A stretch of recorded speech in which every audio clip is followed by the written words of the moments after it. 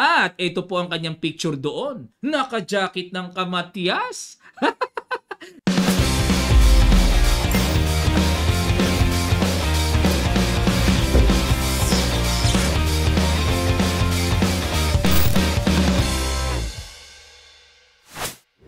Magandang balita po ang hatid sa atin ni International Master and Candidate Grandmaster Daniel Quezon dahil siya po ay sumasabak ngayon sa World Junior Chess na ginaganap sa India. Kahapon po katatapos lang ng round number 5 at tinapatan siya ng International Master ng India na si Aswat. Sa end part, papakita ko sa inyo ang standing after round 5, pairing niya ng round number 6 mamaya at ilang rating points na ba ang nag-gain niya dito so far. At ito po ang kanyang picture doon. Naka-jacket ng kamatyas. Dahil siya po ay suportado ng ating DICT USEC National Master David Almirol Jr. And of course, nandyan pa rin po talagang suportado rin ang Team Dasma. At shoutout po kay Atty. Pantelion sa pagbibigay niya ng additional support kay IM Quezon. Mabuhay po kayo. Okay, tingnan na kagad natin ang ginawa ni IM Quezon. Nag-E4. E5 si Aswat, Knight F3, Knight C6, Ruy Lopez ang pinasok. Classical variation at nag-D3. Ayun, simple lang ang gustong approach dito ni IM Quezon. Pero, nag-Bishop C5. Kung tawagin po ito ay Archangelski Bishop na pinipressure kagad yung F2. Nag-C3 para mamaya may timing na makapag-D4 na mablock ang bishop na yan. Nag-D6. H3 muna, naramdaman ni Denden na, uy, magbi-bishop G4, pipin ka ha. Ganun din naman si Aswat. Nag-castle at nag-rook E1, develop, preparation lang sa E-file mamaya pag nagkabukasan. Knight BD2, develop, bishop E6, ayan na po, tinapatan na ang bishop. And nagda-knight F1 talaga dito. Normal po yan na minamaneuver yung knight sa G3. At nag-D5. Ayan, di na nakatiis. Nagpaluwag na ng sentro si Aswat. Kinapture lang. Capture and nag-Bishop E3 para ma-stop din naman yung naghahatid ng pressure sa F2. Pero nagtago muna. Pinireserba muna yung dark square bishop. Knight G3, G6 at ang Indian po ang nagbigay ng novelty dito na bago. Kasi sa nakaraang laban may tumira na po ng Queen D7 dito. Okay, balik tayo. G6 new move at nag-C4. Kumapture, capture, takes. Good move daw. E4. Queen D1 and nag-Queen E7. Inilagan lang at yung tore yata, alinman sa mga tore niyan ilalagay dyan sa D-file. At nag-C5. Knight E5. Nako, naispatan yung D3. Bishop D4. At nag-Rook A D8. Pin, nako, parang nakaka-pressure ang position dito ni IM Denden, ano? At teka muna mga kamatyas, baka mapatanong kayo, bakit hindi pumasok sa D3 yung knight? Na tipong may atake. Magda-knight takes E4 lang pala. Ayun, meron palang inihandang ganyan si IM Quezon na taktika, no? Na may capture doon eh. Pag kinapture yan, then queen takes D3. Kaya hindi pwedeng basta-basta susugod ang knight sa D3. Nagpin muna at kumapture na sa E4. Bishop G7, nag-King H1. Ayan, ilag lang kasi baka mamaya po tamaan ng sacrifice dyan. Yung mga tipong may mga check-check dyan mamaya, yung mga ganun-ganun. Ano? So inilaga na. And nag-Knight H5. Knight C3, good move. At ayan, may pin. Pero parang nakakatakot pa rin. Tipong laging maaalangan lagi yung bishop Queen G5, ayan na, mag-Knight F4 na. Nag-Rook E4, kapit lang, Knight F4, ayun na, bad move. Naghangad dito si Aswat na gusto kagad matyasin ng ating kababayan.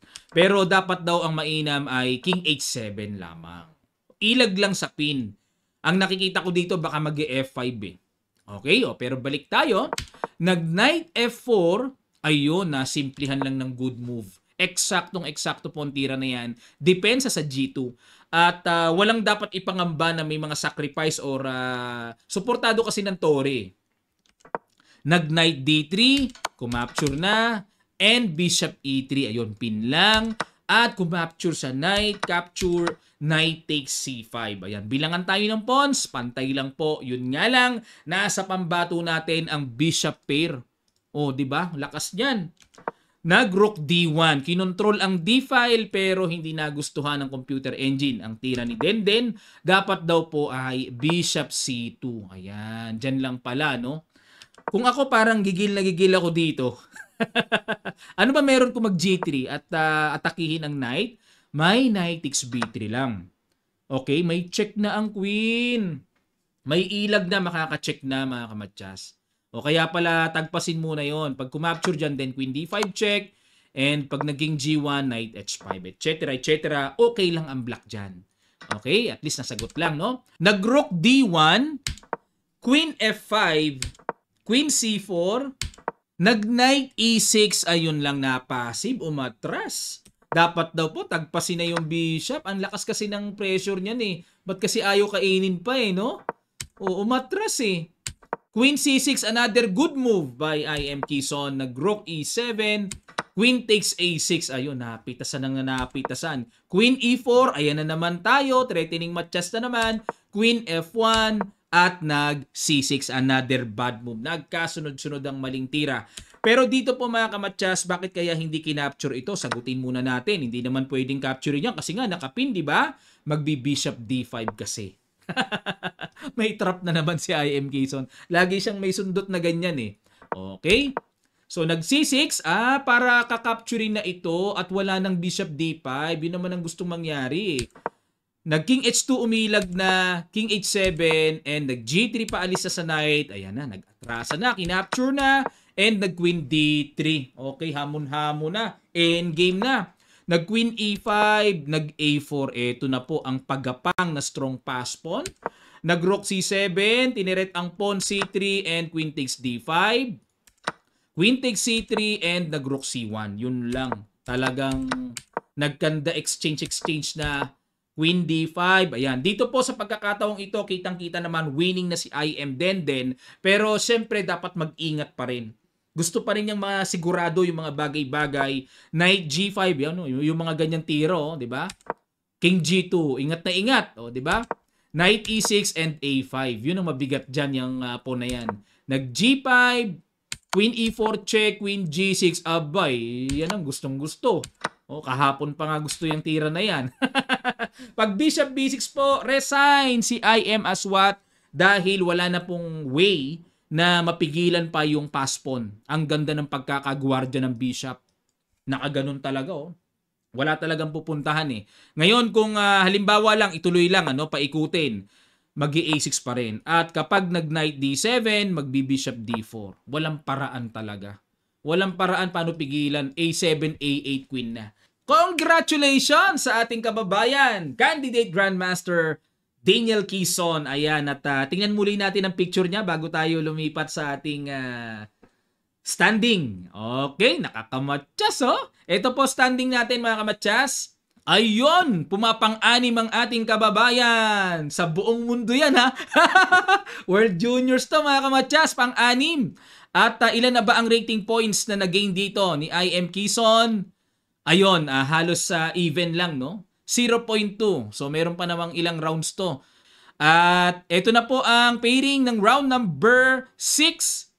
Pang number 2 sa buong mundo si IM Quezon.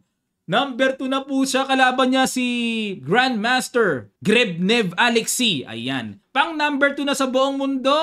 Suportahan po natin ang ating kababayan si IM Quezon. Galing naman ni IM Quezon, Malupites. Pang number 2 na sa buong mundo. Nako, suportahan natin. Comment po kayo mga kamatyas. Ito po yung mapapanood ni IM Quezon. Nag-uusap po kami time to time. Nagbe-messenger kami. Palakasin po natin ang loob niya at sama po natin sa ating pray na gabayan siya ng Panginoon at maging maganda ang kanyang performance sa India. Okay, congrats IM Denden. Saludo kami sa iyo. Pagbutihan mo lang, huwag ka ma-pressure. Laro ka lang dyan. Enjoy mo lang ang game. Okay, maraming salamat po mga kamatyas. At magkita-kita pa tayo sa mga susunod pang chess updates.